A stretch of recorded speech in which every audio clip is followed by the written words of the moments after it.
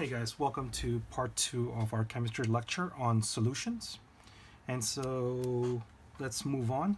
Now we're up to point 5 on D, and we're going to move on to the reference table, table G. All right, so I've already gone ahead and placed the table on your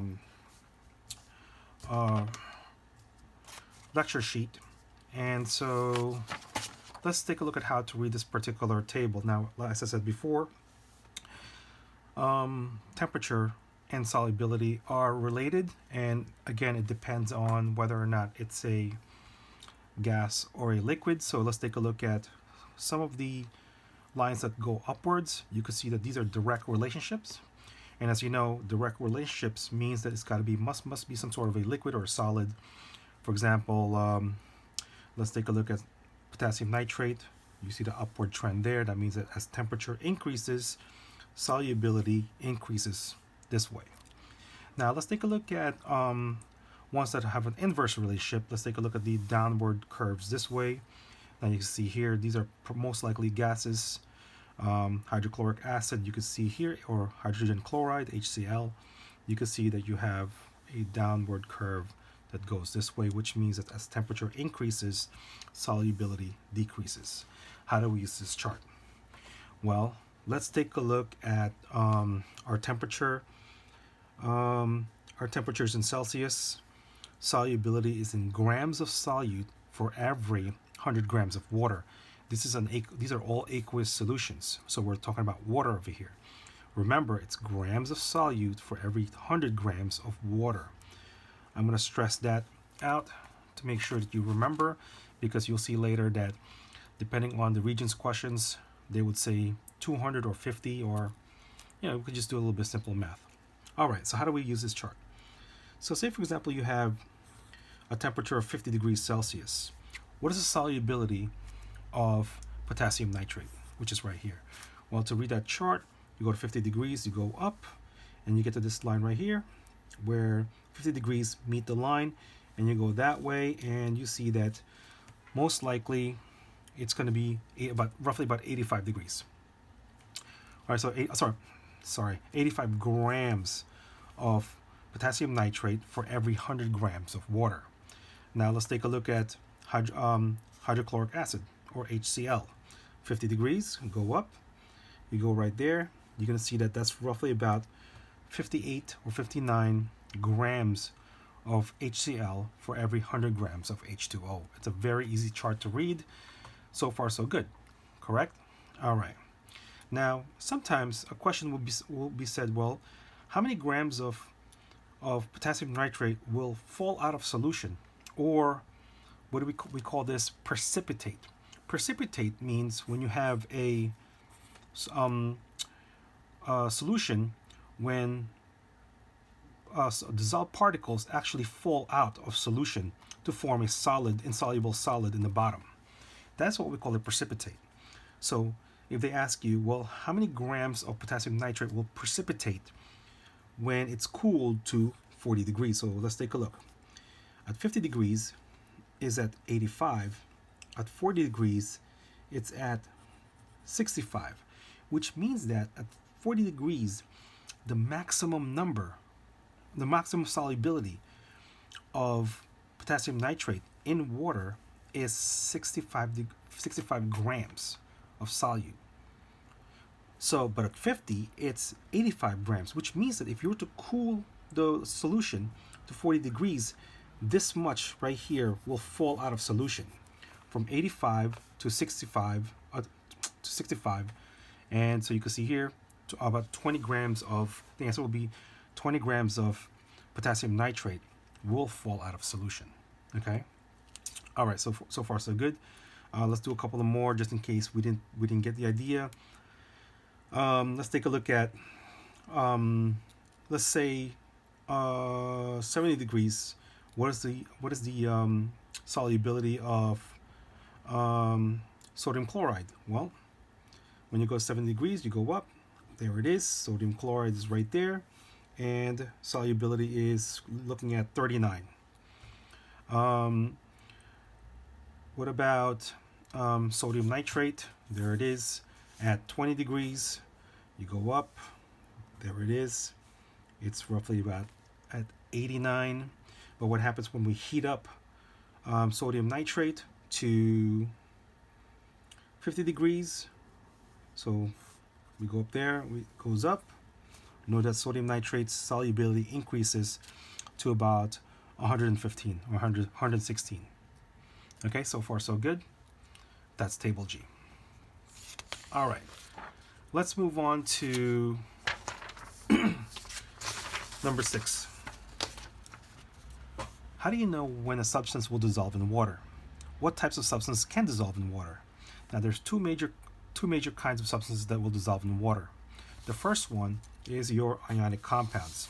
Now, ionic compounds will break up in water. The reason why is because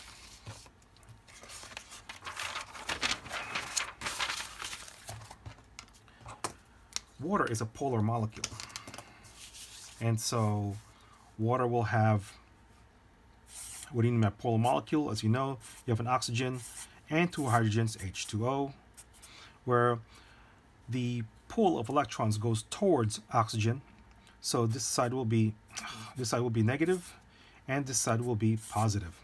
So we call this a pole, which we have a positive side and a negative side, or a dipole, 2 poles. And because water is a polar molecule, you have an uneven or asymmetrical shape and asymmetrical distribution of charge, positive and negative end. If you take something like sodium chloride, which is an Na, which is a positive, and a Cl, which is a negative, combined together to become NaCl, what ends up happening is that the positive sodium will break off to be attracted to the negative side of water, and the negative chlorine will break off to go to the positive side of water. So essentially, they will actually dissociate, and now you know the term dissociation, which is a term means that when an ionic compound is dissolved in water, they break apart, and each one of these guys gets surrounded by water molecules, as you can see here. Let's take a look. Here is your positive and negative ions, and water molecules interact with them, and they break them apart, and the water molecules then surround the anions and the cations. Like I told you before, that that's how a solution actually does it. It surrounds each solvent, and as a result, you have it dissolves. So as a matter of fact, when you put salt into water and you find it disappears, it doesn't really disappear. They dissociate, and the solvent surrounds them, in this case water. All right, so ionic compounds are normally soluble. Now, as you know, there are definitely exceptions to the rule. Sometimes the ionic compound, we call them a strong ionic compound, where the positive cation is strongly attracted to the negative anion, and water molecule is not strong enough to break them apart. Okay, as a result, they become insoluble in water. All right, letter B, polar compounds. Polar compounds are another type of molecule that is are normally soluble in water. The reason why is because polar compounds are the same as water. They are polar molecules. They have positive and negative ends. So it makes sense, right? If water has positive and negative and positive ends, and other polar compounds have also positive and negative ends, it stands to reason that they will also break apart to be attracted to the positive and negative ends of water. So polar compounds are usually also soluble. And remember, how do we know if something is a polar compound? Well, it's made up of molecules that are polar, and polar molecules have asymmetrical shape and asymmetrical charge distribution. So as a matter of fact, how do you know when something is a polar compound? Is because when you put it in water, it will dissolve. And that's actually how you know when something is a polar compound. For example, if I were to tell you that sugar is a polar molecule, how would you know that? Well, the reason why is because it's able to dissolve in water. And the fact that it does that means it's a polar molecule. Now, you also have to remember the idea of like dissolves like. Like dissolves like. What does that mean? It means that polar molecules will dissolve with polar molecules, and nonpolar molecules will dissolve with nonpolar molecules. For example, like I said before, sugar dissolves in water because they're both polar molecules. Conversely, iodine, I2, will also will dissolve in oil because they're both nonpolar molecules. But as you know, water, which is a polar molecule, and oil, which is a nonpolar molecule, water will not dissolve in oil, and vice versa, because they're both not like. Okay, one is polar and one is non-polar. All right. So if you need to remember this, think of the joke, the polar bear joke.